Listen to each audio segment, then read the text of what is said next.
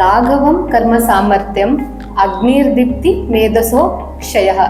ಏನಪ್ಪ ಇದು, ಯಾಕೆ ಹೇಳ್ತಿದ್ದಾರೆ ಅಂತ ಅನ್ಕೊಂತಿದ್ದೀರಾ?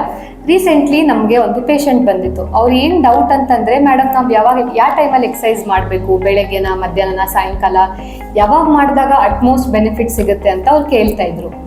ಸೊ ಮುಂಚೆ ಹೇಳಿದ ಶ್ಲೋಕ ಏನಂದರೆ ಅದು ವ್ಯಾಯಾಮದು ಬೆನಿಫಿಟ್ಸ್. ಆಯುರ್ವೇದದಲ್ಲಿ ವ್ಯಾಯಾಮ ಮಾಡಿದರೆ ನಮ್ಮ ದೇಹಕ್ಕೆ ಲಾಘವತ ಅಂದರೆ ಲೈಟ್ನೆಸ್ ಸಿಗುತ್ತೆ, ನಮ್ಮ ಸ್ಟ್ರೆಂತ್ ಇಂಪ್ರೂವ್ ಆಗುತ್ತೆ, ನಮ್ಮ ಅಪಟೈಟ್ ಇನ್ಕ್ರೀಸ್ ಆಗುತ್ತೆ. ಹಾಗೆ ಎಕ್ಸೆಸ್ ಫ್ಯಾಟ್ ಏನೇನೋ ನಿಮ್ಮ ದೇಹದಲ್ಲಿ ಅಕ್ಯುಮುಲೇಟ್ ಆಗುತ್ತೆ, ಆ ಎಕ್ಸೆಸ್ ಫ್ಯಾಟ್ ಎಲ್ಲ ಕೂಡ ರಿಸಾಲ್ವ್ ಆಗುತ್ತೆ ನೀವು ರೆಗ್ಯುಲರ್ಲಿ ಎಕ್ಸಸೈಸ್ ಮಾಡಿದಾಗ.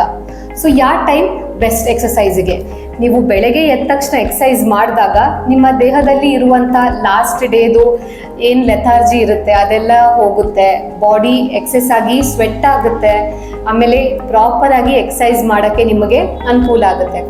ಅದೇ ನೀವು ನೈಟಲ್ಲಿ ನೀವು ಎಕ್ಸಸೈಸ್ ಮಾಡಿದಾಗ ಇಡೀ ದಿನ ನೀವೆಲ್ಲ ಕೆಲಸ ಮಾಡಿರ್ತೀರಾ, ತುಂಬ ಎಕ್ಸಾಸ್ಟ್ ಆಗಿರುತ್ತೆ ಬಾಡಿ ಆಲ್ರೆಡಿ ಡೇ ಪೂರ್ತಿ ಕೆಲಸ ಮಾಡಿ. ಆ ಎಕ್ಸಾಸ್ಟೆಡ್ ಬಾಡಿಗೆ ನೀವು ಮತ್ತಿಷ್ಟು ಓವರ್ ಎಕ್ಸರ್ಷನ್ ನೀವು ಮಾಡ್ತಿದ್ದಾಗ ಏನಾಗುತ್ತೆ, ದೇಹದಲ್ಲಿ ವಾತ ದೋಷ ಜಾಸ್ತಿ ಆಗುತ್ತೆ, ವಾತ ಇಂಬ್ಯಾಲೆನ್ಸ್ ಆಗುತ್ತೆ. ಕ್ರಮೇಣ ಏನಾಗುತ್ತೆ, ನಿಮ್ಮ ಸ್ಲೀಪ್ ಸೈಕಲ್ ಹ್ಯಾಂಪರ್ ಆಗುತ್ತೆ. ಈವ್ನಿಂಗ್ ಟೈಮು ಇಲ್ಲ ನೈಟ್ ಟೈಮು ನಮ್ಮ ಬಾಡಿಗೆ ನಾವು ಅವೇಕನಿಂಗ್ ಸ್ಟೇಟಿಗೆ ನಾವು ಕರ್ಕೊಂಡು ಹೋಗಬಾರ್ದು. ಹಾಗೆ ಮಾಡಿದಾಗ ಸ್ಲೀಪ್ ತುಂಬ ಲೇಟಾಗಿ ಬರೋಕ್ಕೆ ಸ್ಟಾರ್ಟ್ ಆಗುತ್ತೆ. ಲಾಂಗ್ ರನ್ನಲ್ಲಿ ನಿಮಗೆ ಇನ್ಸೋಮ್ನಿಯಾ ಈ ಥರ ಎಲ್ಲ ಸ್ಲೀಪ್ ಡಿಸಾರ್ಡರ್ಸ್ ನಿಮಗೆ ಆಗುತ್ತೆ.